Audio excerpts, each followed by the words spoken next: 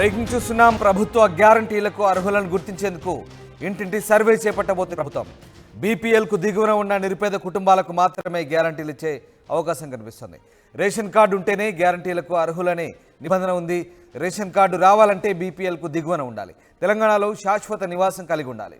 100 చదరపు మీటర్ల ఇల్లు, ఫ్లాట్ ఉంటే అనర్హులుగా ప్రకటించబోతున్నారు. గ్రామీణ ప్రాంతాల్లో 1.5 లక్షల, పట్టణ ప్రాంతాల్లో 2 లక్షల కంటే ఎక్కువ ఆదాయం ఉంటే అనర్హులుగా తేల్చబోతున్నారు. కారు, ట్రాక్టర్ ఉన్నవారు ప్రభుత్వ గ్యారంటీలకు అర్హులు కారనే విషయాన్ని ప్రభుత్వం తేల్చి చెప్తోంది. అలాగే ఆదాయపు పన్ను కట్టేవారు కూడా అనర్హులు అంటోంది.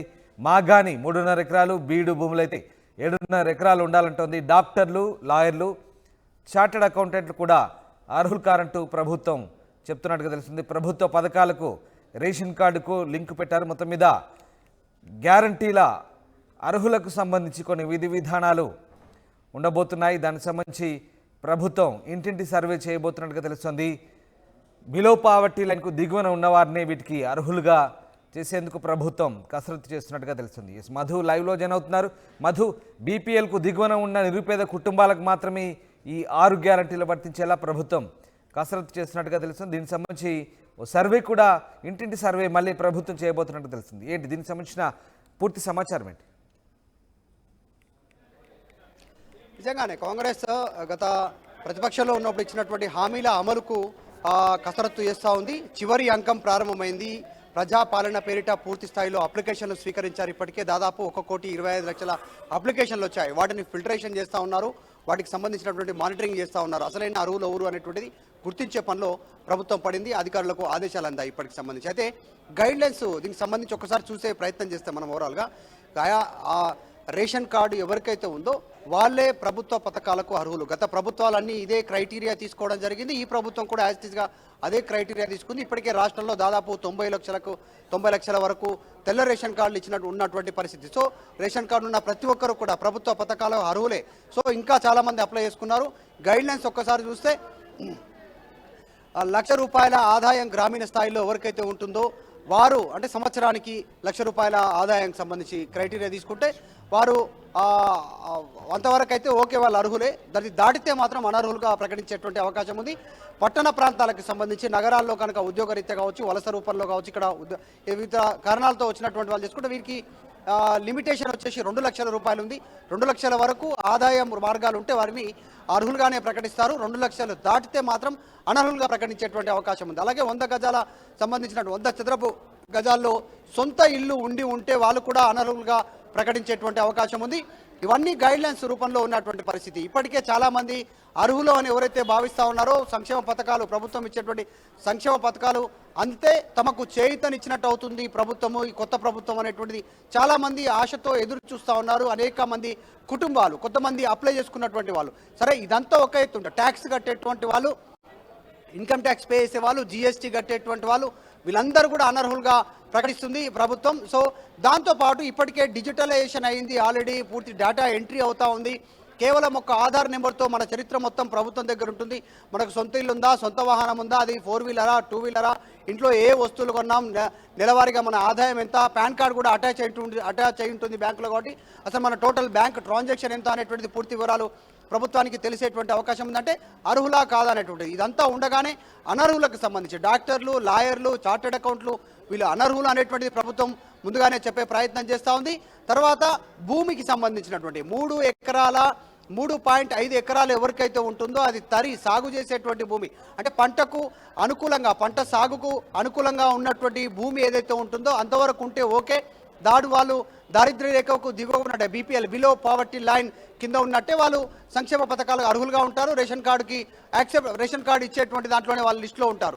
ఒకవేళ దాటితే 3.5 ఎకరాల పైన కనుక ఉంటే వాళ్ళు అనర్హులుగా ప్రకటించేటువంటి అవకాశం ఉంది. ఇక 7.5 ఎకరాల వరకు బీడు భూమి, అంటే కేవలం వర్షాధారం పైన ఆధారపడి పండేటువంటి పంటలు ఏమంటు ఉంటాయో, కందులు, తర్వాత ఇంకా ఇతరత్రా కొంచెం జొన్నలు, మొక్కజొన్నలు, తర్వాత సజ్జలు, తర్వాత కొన్ని పంటలు, అంటే బీడు భూములుగా ఉండేటువంటి కేవలం వర్షాధారం మీద ఆధారపడేటువంటి పంటల కోసం బీడు భూములు ఉంటాయి. సంవత్సరానికి ఏదో వర్షం వస్తేనే పండుతాయి. అట్లాంటి పంటలున్నా, లేదంటే పూర్తిగా బీడు చిలకలు ఉన్నటువంటి పరిస్థితి, రాళ్ళు, రప్పలు, గుట్టలు, పూర్తిగా డ్రై ఉన్నటువంటి పరిస్థితులు ఉన్నటువంటి పొలం 7.5 ఎకరాలు ఉంటే కూడా వారు బీపీఎల్ కిందకే వస్తారు. వారు కూడా ప్రభుత్వ పథకాలకు అర్హులుగా ఉండేటువంటి అవకాశం ఉంది. వారు కూడా రేషన్ కార్డుకి అర్హులే. సో ప్రభుత్వం ఈ రకంగా క్రైటీరియా తీసుకుంటుంది ఓవరాల్గా అన్ని అంశాలపైన.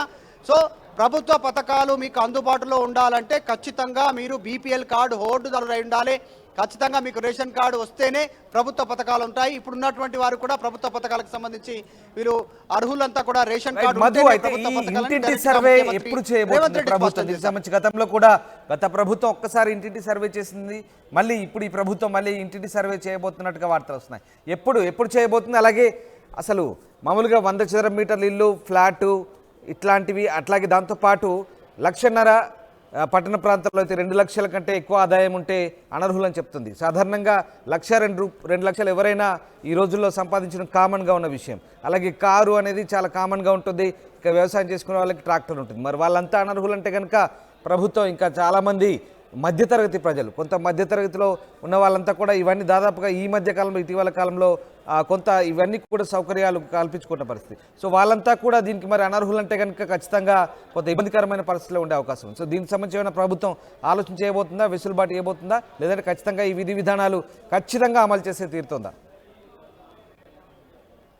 ఇప్పుడు ఎట్లా అంటే రామ్, ఖచ్చితంగా నిజంగా కొన్ని విషయాలు చూస్తే బీపీఎల్ క్రైటీరియా ఏదైతుందో దాన్ని మార్చాలంటే కేంద్ర ప్రభుత్వం మార్చాల్సినటువంటి అవసరం ఉంది. రాష్ట్ర ప్రభుత్వం దగ్గర కూడా వెసులుబాటు ఉన్నప్పటికీ కూడా సో కేంద్ర ప్రభుత్వం నిర్ణయించినటువంటి వెసులుబాటు కింద రాష్ట్ర ప్రభుత్వంలో దారిద్ర్య రేఖ దిగువకు ఎవరున్నారో దాని ప్రకారం గుర్తిస్తారు. ఆదాయాన్ని బట్టి, సో వారి స్థితిగతులను బట్టి, ఇంట్లో కుటుంబ సభ్యులను బట్టి, వారు నివసిస్తున్నటువంటి జీవనశైలి విధానం బట్టి, సిటీని బట్టి, ఇట్లాగా మనం తీసుకున్నట్టు గ్రామీణ ప్రాంతంలో ఒకలాగా, అర్బన్ నగర ప్రాంతాల్లో ఒకలాగా, మున్సిపాలిటీలో ఒకలాగా, తర్వాత మెట్రోపాలిటన్ సిటీలో ఒకలాగా, రాష్ట్ర రాజధానిలో ఒకలాగా, తర్వాత కేంద్ర పాలిత ప్రాంతంలో ఒకలాగా, దేశ రాజధానిలో ఒకలాగా బీపీఎల్కి సంబంధించినటువంటి క్రైటీరియా తీసుకుంటారు అక్కడ ఉన్న ఖర్చులు ఆదాయాన్ని బట్టి. సో ఆ రకంగా రాష్ట్ర ప్రభుత్వం ఏమైనా సడలింపులు చేయాలంటే చేసే అవకాశం ఉండొచ్చు. కానీ ప్రస్తుతానికి మాత్రం చాలా స్పష్టంగా ఇప్పుడు చెప్పినటువంటి గైడ్లైన్స్ యాజిటీస్గా ఫాలో అవ్వడానికి ప్రభుత్వం సిద్ధమవుతా ఉంది. ఎందుకంటే ఇంట్లో కుటుంబ పెద్దకి సంబంధించి ఎవరైతే కార్డు హోల్డర్ ఉన్నారో, అంటే రేషన్ కార్డు యజమాని ఇంటి పెద్ద ఎవరైతే ఉన్నారో వారి ఆదాయాన్ని క్రైటీరియాగా తీసుకుంటుంది. కాబట్టి మిగతా సభ్యులు ఆదాయాన్ని లెక్కలోకి తీసుకోదు, కేవలం ఇంటి పెద్దకి సంబంధించిన ఆదాయాన్ని లెక్కలోకి తీసుకునేటువంటి అవకాశం ఉంది. దాన్ని మించి వస్తున్నట్టుగా కనుక చూపిస్తే, అంటే బ్యాంకు ద్వారా ట్రాన్సాక్షన్ చేయడం కావచ్చు, వారికి బ్యాంకులో శాలరీ పడేటువంటి అవకాశం ఉంటే దాన్ని బట్టి మాత్రమే క్రైటీరియా తీసుకునేటువంటి లెక్క కట్టేటువంటి పరిస్థితి ఉంది. చిరు వ్యాపారులు, కూరగాయలు అమ్మేటువంటి వారు, తర్వాత చిరు వ్యాపారులు చేసుకునేటువంటి వారి లెక్క ఆదాయం తెలిసేటువంటి పరిస్థితి లేదు. సో అంతవరకు అయితే ప్రభుత్వం ఇంటింటికి తిరిగి సర్వే చేసేటువంటి అవకాశం ఉంది. ఇప్పటికీ ఆల్రెడీ ఉన్న కార్డులు కాకుండా కొత్త వారి కోసం ఎంక్వైరీ చేయడానికి ప్రభుత్వం ఇప్పుడు సిద్ధమవుతున్నట్టుగా ప్రస్తుతానికి ఉన్నటువంటి సమాచారం. మరి మొత్తం వచ్చినటువంటి కార్డు, పాత కార్డు ఉన్నటువంటి వారికి ఇప్పుడు కొత్తగా ఇచ్చేటువంటి కార్డు అప్లై చేసుకున్నటువంటి వారికి సర్వే రూపంలో ఇంటింటికి తిరిగి చేస్తారా, కేవలం కొత్త వారికే చేస్తారా, ఇంకా క్లారిటీ లేదు ప్రభుత్వం నుంచి. కానీ ఇంటింటికి తిరిగి అర్హులు ఎవరు అనేటువంటిది గుర్తించడానికి ప్రభుత్వం సిద్ధమవుతుంది. ఇదంతా కూడా క్రైటీరియా లిస్టులో పెట్టడం జరిగింది. సో తెల్ల కార్డు ఉంటేనే ప్రభుత్వ పథకాలకు అనేటువంటిది ప్రభుత్వం చాలా స్పష్టంగా చెప్తా ఉంది. ముఖ్యమంత్రి రేవంత్ రెడ్డి చాలా స్పష్టంగా చెప్పారు. Right, thanks for the update Madhu. ఇది ప్రభుత్వ గ్యారంటీలకు అర్హులను గుర్తించేందుకు ప్రభుత్వం ఇంటింటి సర్వే చేయబోతున్నట్టుగా తెలుస్తుంది. బీపీఎల్కు దిగువన ఉన్న నిరుపేద కుటుంబాలకు మాత్రమే గ్యారంటీలు వర్తించేలా విధి విధానాలు రూపొందిస్తున్నారు. రేషన్ కార్డు ఉంటేనే ఈ గ్యారంటీలకు అర్హులుగా ప్రభుత్వం చెప్తోంది. అయితే రేషన్ కార్డు రావాలంటే బీపీఎల్కు దిగువన ఉండాలి, తెలంగాణలో శాశ్వత నివాసం ఉండాలని కొన్ని విధానాలు పెట్టబోతున్నారు. ఇక దీనికి సంబంధించి మంత్రి పొంగులేటి శ్రీనివాసరెడ్డి ఏం మాట్లాడారు ఒకసారి చూద్దాం. 6వ తారీఖు నుంచి నెక్స్ట్ మంత్ 8వ తారీఖు దాకా కొత్త ఓటర్ల నమోదా కార్యక్రమం భాగంగా అఫీషియల్స్ అంతా కూడా ఎలక్షన్ కమిషన్ కంట్రోల్లోకి పోయినా కూడా